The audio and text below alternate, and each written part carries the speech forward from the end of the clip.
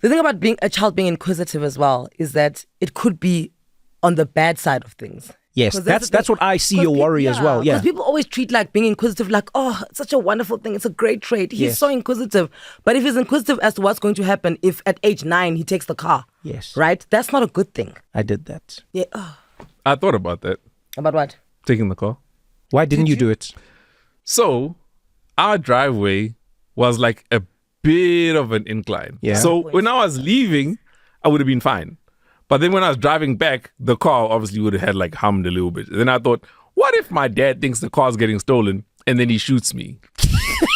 Then I was like, I would rather not take this car. I didn't think the sentence would end like that.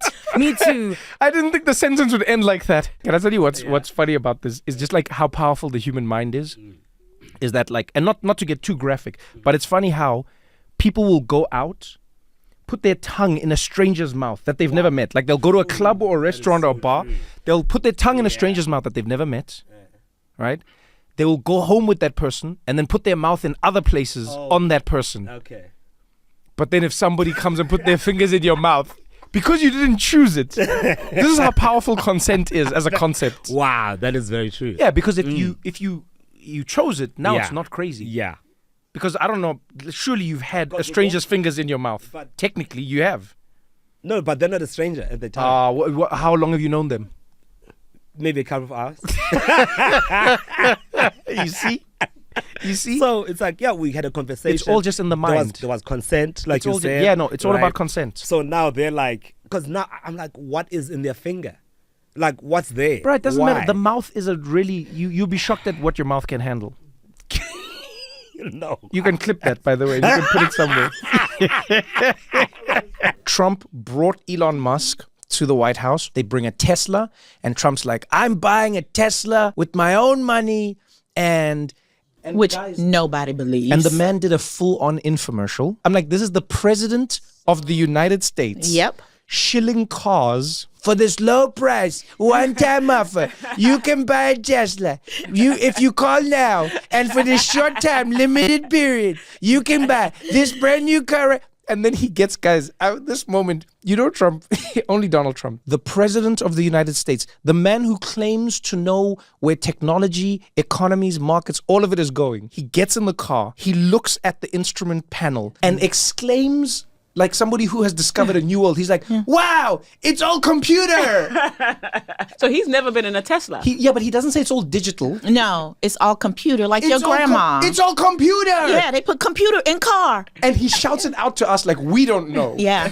He's like, yeah, it's all computer. Wow, you look inside all of it, all computer. It's all, wow, this. Yep.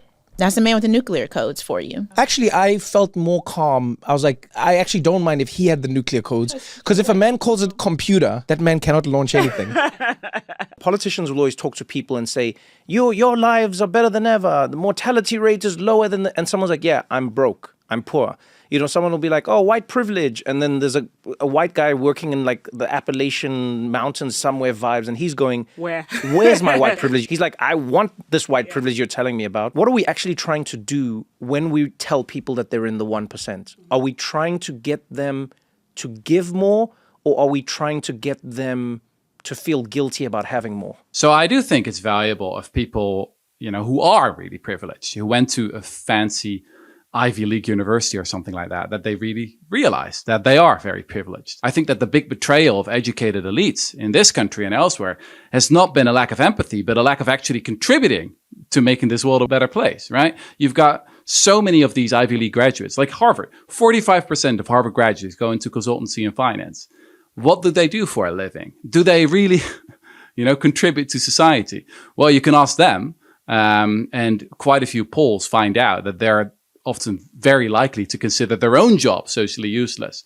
So I really consider that the big betrayal, that kind of hypocrisy where people claim the moral high ground, but don't actually live up to it. I think that's what it really is with Trump, is like, it's the gentleman's agreement. Like when he sat down with Zelensky, he broke the gentleman's agreement. I'm sure many presidents have cussed each other out over world issues. But the gentleman's agreement is that you don't do it in front of the press. Yeah. Do you get what I'm saying? It's the same way adults You know, like with kids, you'd be like, yo, we'll talk about this. Let's let the kids go away. We're going to go to another room and we'll discuss. Because you don't want the kids to see this because there's a certain level of decorum.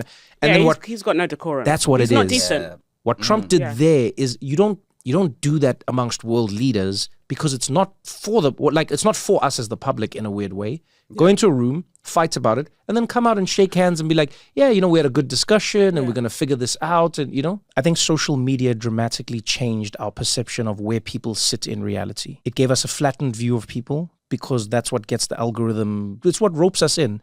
So I will see the worst of you because the worst of you is what inflames me the most. Or I'll only see the best of you because it attaches me to you.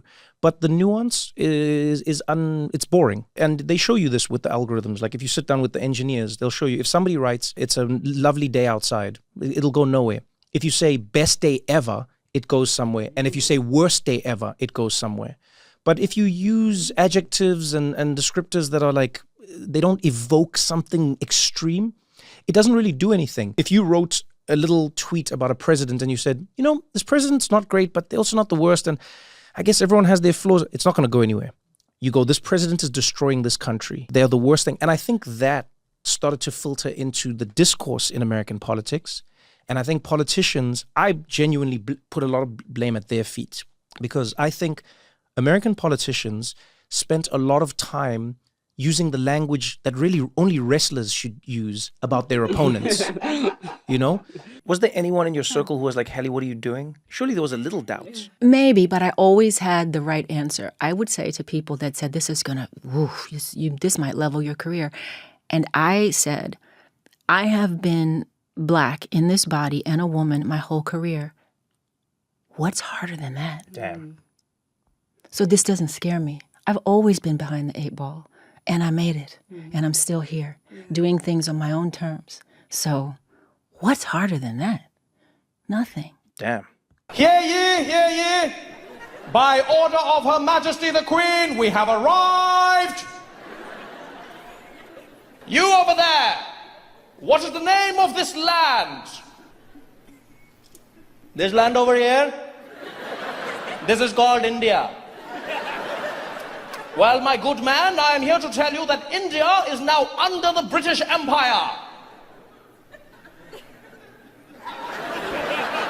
And I'm glad that I can tell you that India is exactly where it was yesterday.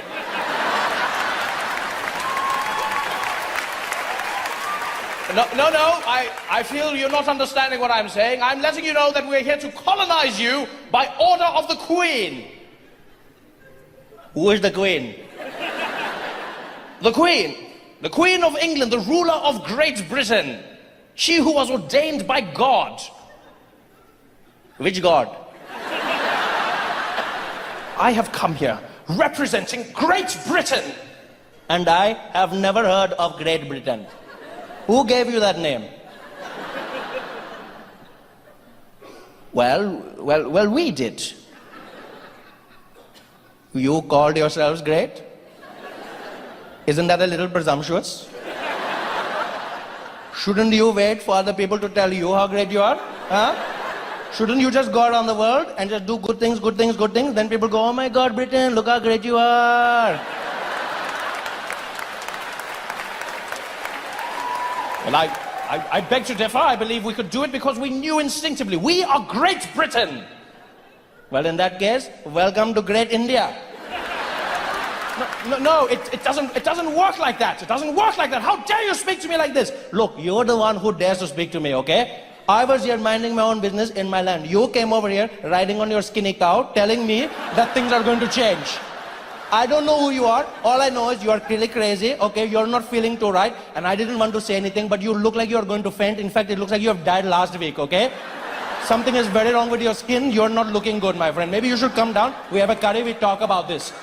What are you talking about? I look quite normal. You do not look normal, my friend. I've never seen anybody with that complexion in my life, okay? You look like you're playing hide and seek with the sun your entire life. I don't know what is happening, but that is not how a person should look, huh? I can see your veins pumping through your skin right now. Do you know how creepy that is? Pumping, pumping, pumping, pumping. If I was your doctor, I don't need X-ray machine. I just go, what is problem? It is your kidney. How do I know? Because you're translucent. That is how I know. Damn you, we are going to run this country whether you like it or not. We are not going to do anything you tell us. You're a madman. We are going to take it. You're not taking. We're going...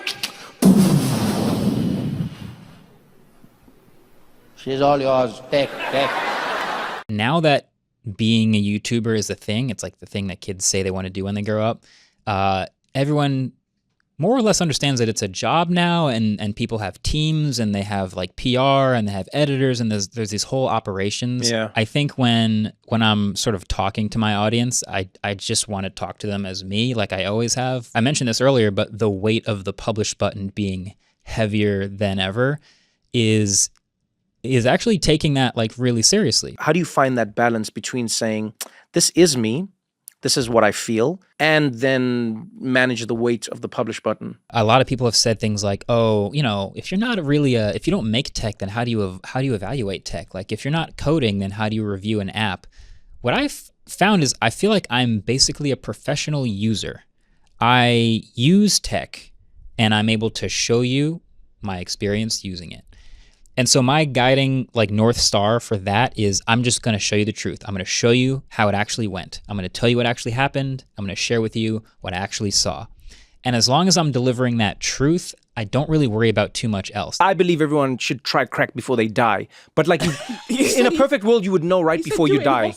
I would do it in hospice. Guys, if you're going out, go out with a bang, with a snap, crackle, pop, bang. No, Come I don't on. think crack is the best hospice drug. What would you choose? Heroin? Yeah. Yeah, but they give you that anyway. That's what I'm saying, though, because they already figured it out. Yo, let me ask you something. Like, have you seen somebody do crack and then like not be like more mobile than they were? Crackheads keep jobs. That's what I'm saying. Fentanyl kills. So I'm saying hospice should have crack. But these people aren't going to be working. Yeah, but that's what I'm saying. Hospice will just have like a different swag to it. Yeah. This one is like an end stage thing. Yeah. Oh, okay. I'm not saying crack for the people. Got you. I'm saying I thought you were saying crack for the people. No, I'm saying crack when it's done. I was like, okay. When crack when it's done. Like, you know when an airplane is going down and the masks come from the ceiling? There should be a little crack as well. That's what should be in the mask. Crack pipe? Yeah, that's what should be in the mask. Plane's going down, crack pipe comes down from the top, and then it's like, and then you're like, man, this is not so bad. This is not so. Yeah. They'll hold the plane up themselves. Every passenger. What I love about you is the thing that most people like about you in the world is like how your brain works and how you're able to synthesize information that sort of gives us an understanding of something that maybe we didn't understand. People describe you the same way, you know that. Yeah, but I'm not formal with it. I'm like, I'm not always trying to help people. I think this man is chaotic good. Well, I wouldn't distill me like You're that. Chaos. I don't think that's fair. No, because I don't think I'm pure chaos. I mean, the thing that we enjoy about each other when we talk is we both enjoy chaos and finding the patterns in chaos. Yes, exactly. And I think that's what creativity is. I think creativity is the ability to find order in chaos. And I love chaos because chaos is where all the magic happens. Otherwise, everything's linear. But I think he creates the chaos. That's just the difference. I think he will bring it. Unbelievable. So you're like, you seek it out. He's the one bringing it. Maybe he makes the chaos so that he can find the order. Perhaps it. Perhaps you know, I resent all of these comments. There's an element of like comments, they don't give a shit. And you see the levels of don't give a shit even in the story. This guy gets shot, the CEO. He was going for an investor meeting. You know, they still held the meeting. Yeah, like some gangster. They still had that meeting. The mob doesn't do that. As a fellow gray hoodie wearer, yeah, you knew this guy was going to shoot the guy, didn't you? It's something. Why are you still wearing the hoodie, by the way? Okay, look. Do you know how many videos have you wearing that exact outfit with that exact backpack? Talking about CEOs. When I saw that dude stand up and then like get the gun ready, everything, I was so thankful to see white hands. CBS had the unmitigated nerve to say a light-skinned man. Did you? Yeah, I noticed that shit. I thought I was the only one. Do you want to know my conspiracy? What's your conspiracy? Italians are black again. Let me tell you something. When that exact thing, because we all looked at the hand. Yeah. And you look and you're like, oh, okay, we know who this isn't. I don't want to like cast aspersions on my people, but the time of day, I knew they were black. It's like too early to be. If a comedian does their job properly and the joke is good enough, you won't get in trouble. So I used to think that, but then I realized we've robbed the world of context. The problem with comedy now, let's say, or jokes even, is there's no context anymore. Yeah. You know? Does it make sense? But I also think like there's some things that people should be Listen, I like shame. I'm not like You Bruno do love Brand. shame. I like shame. I'm into Do it. you know what I mean? And I'm Yeah. just like, it's one of my kinks. whether you're a comedian, whoever you are, I don't kink shame. Neil, Great. so I'm proud of Fantastic. you. So the one place he doesn't shame is kink. Okay. No, okay. I think I get it. I can follow it. Either way, I have an erection. Go ahead. When I'm back home, I code shift and I sound way more Kenyan than I do in America. So I'm with my cousins, I'm feeling really chill. My little niece, she goes, "Why do you sound like that?" And then I say, "Like what?" And she goes, "Like a white somebody." Wow. I was so gutted. I was like a white somebody. There was a time when I was like obsessed with Linkin Park. That's the devil's music where I'm from. Anything that involved an electric guitar in my mother's house was the devil. Literally anything that just had like a and my mom was like, "Abo Satan." She'd be like, "That is the devil's music." That anything that had literally that sound. Without my training at Yale, I wouldn't be able to do Black Panther and try my hand at Xhosa. By the way, your Xhosa was great. Thank By you. the way, like Thank no. you. Lupita would call me and be like, "Hey, I really want to nail this," and I would get the whole Xhosa contingent together, and then all of us would have like a consensus, like from grandparents, all the way down, and we'd be like, "This is the line," and then I would send Lupita a voice note. Yes, and I'd be like, you were "This my is how." secret weapon. He was your dialect Oh coach. yes, I was like, "This is I how love it. the people have agreed, Lupita." And when we watched the movie together, like all of us were sitting there like proud African grandparents. Almost. We're like, "Oh, I'm going to do pizza. I'm going to What took me so long to get to Baltimore? Because the show was postponed. Yeah, so we had some knock-on postponements because I think one was COVID. Was it what? Was it Chris Rock? I like you. What's happening? Like, bring me into your world. Wait. Tell me more. The week I was supposed to perform in March. A week later, Chris Rock filmed his special where he addressed getting slapped. Did Chris Rock knock me off? No. I love that you were watching all of this and you were like, ooh. You thought I had beef. I was sitting there. You were watching Chris Rock's thing waiting for me to come out and slap him. Keep my week out your month. You swim? I'm a phenomenal swimmer. Like at that level? Yes. I thought you had to be tall to be a good swimmer. What do you mean? What does that mean? Is that because backstroke? you're pulling less? When you say pulling less, what are you saying? Let's go back on that one. What do you think it is about your physical makeup that made you what? Let's go to take three. Let's go to take three. What? And so you think of, how Michael Phelps. Yeah. They look a certain way. Yeah. Person. Yeah. Like I've been next to Mike in the swimming pool. Like Yeah. You And can't really tell us apart in that water. You can't. Yeah.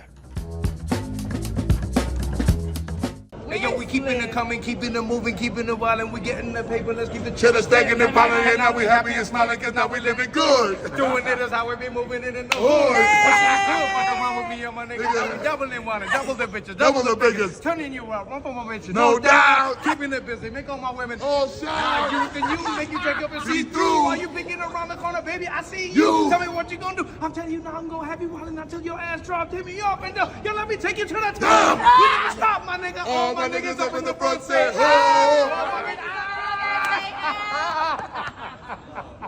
oh man, thank you. Always bust a bus. So that's it. Another Grammy's done and dusted. Thank you for watching. I hope you enjoyed it. It was a crazy night. Congratulations to everyone that won. And blessed to be here. This is it. Third time's a charm. We getting cuffed up tonight.